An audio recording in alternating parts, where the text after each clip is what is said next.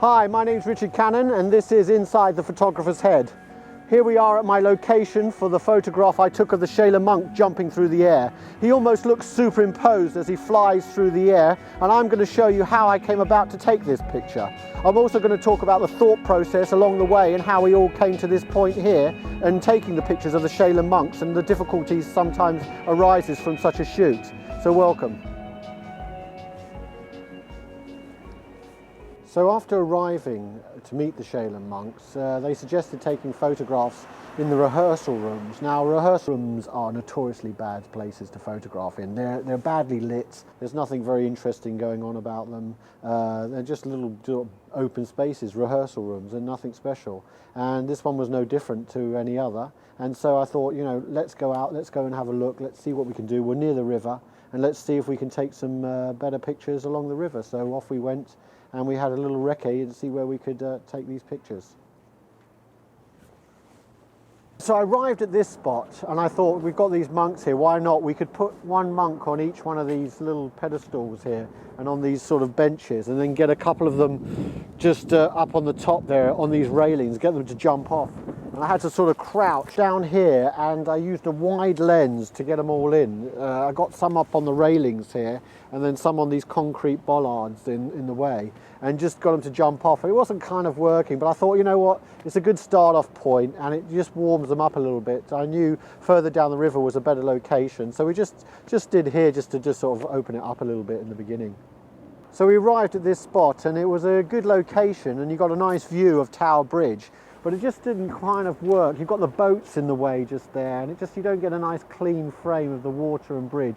And also, if you're going to shoot from here, you probably have the bridge at the bottom of the frame, and I wanted the bridge more in the middle of the frame. So it was a nice location, but I just thought we'd move on and just have another look further down, which was at the end the best location. And then we arrived at this location and I just thought, yeah, this is it. It makes it perfect. There's a nice bit of room here. There's a few trees if we needed to use them. And we had a great straight on view of Tower Bridge and the water in the foreground. And then in the background, we've got the lovely bridge, and the light was just perfect. And I thought, yes, this is the spot we're going to do the photograph. So when we arrived at this location, and not to offend all the monks that had come along, we remember we had like 12 monks along with us, I decided to put one monk on each of the trees, just in front of the trees. It kind of made it surreal because it was quite grey here, and then wearing their orange uniforms kind of really picked it up. And I just got them to stand in front of the trees and just look this way, not towards the camera. I hate these sort of posy pictures where they're looking into the camera. So I just get them to look away, and at the same time I got them to leap up into the air. So you've got this nice series of photos where they're just standing there in this sort of grey backdrop, and all of a sudden they're leaping up through the air. It's quite a nice little series of images.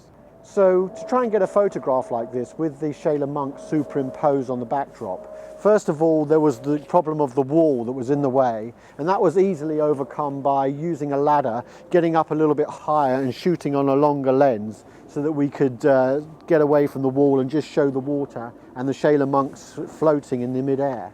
And the other thing we used just to bring them away from the background was a light with a battery pack that's portable, and you can just use it to flash. And I've got a radio slave on there as well that I could use without using any wires. So we could just use the lighting and just bring the subject away from the backdrop, and that would almost create this kind of superimposed look.